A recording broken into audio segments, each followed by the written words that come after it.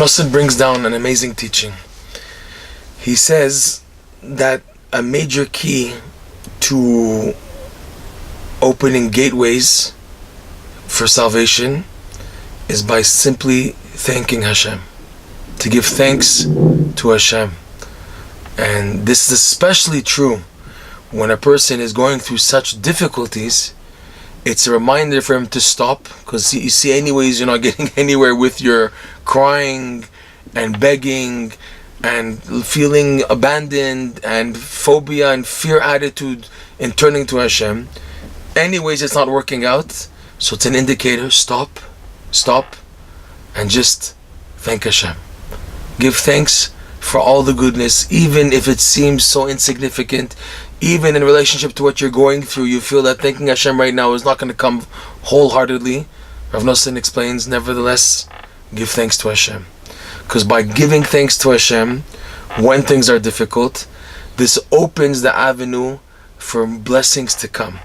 Because you've taken on a good attitude, a positive attitude of not falling into the trap of despair and turning to Hashem through despair, which sometimes is understood. But when a person is made aware that there's a higher level, that Hashem doesn't want you to turn to Him out of despair. It's like someone who comes with a request to a king. If they come in crying in misery and everything, the king doesn't really want to see them. Okay, just give him something tiny and let him leave. But a person comes to the king with, beautiful flowers and a beautiful gift, and he starts thanking the king for all the goodnesses. The king is more willing to hear what the person is saying, and then to accept his request and to give his request. So too it is with Hashem, that Hashem purposely sends a person tests to see if he's going to thank him. It's like an analogy that Rabbi Nachman once gave, that when a person comes up to another person and he says, "Hey Shimi, how's it going? How's it going in life?"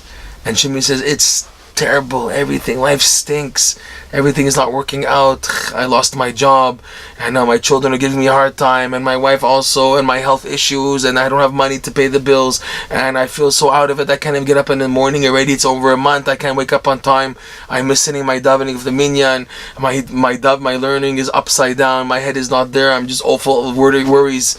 And the person is just non-stop complaining. So Hashem says, "Shimi, you think that's bad?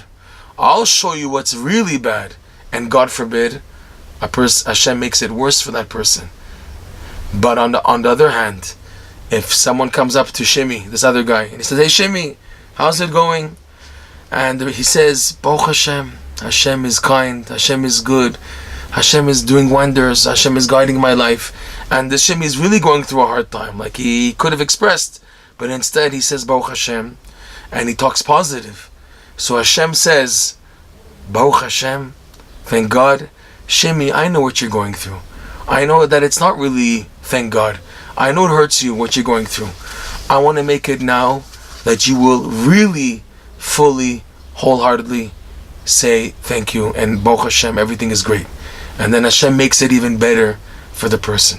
So it's something amazing, because it's all dependent on the attitude. That if you're able to maintain a positive attitude, you gain much more of getting much more. You get more mileage for your prayers when coming with an attitude of thanking Hashem. It's for sure not easy, but it's there. Rav Nosson, he says something so powerful in the Likutei Halachot. He says that if the world were to adapt to this attitude of thanking Hashem, Moshiach would have been here by now. The world would have been totally rectified already. An amazing statement like that, he says, in that vein, that the world would be rectified. Moshiach would have been here by now if people would have been busy thanking Hashem as opposed to just complaining. For sure, again, we have to request.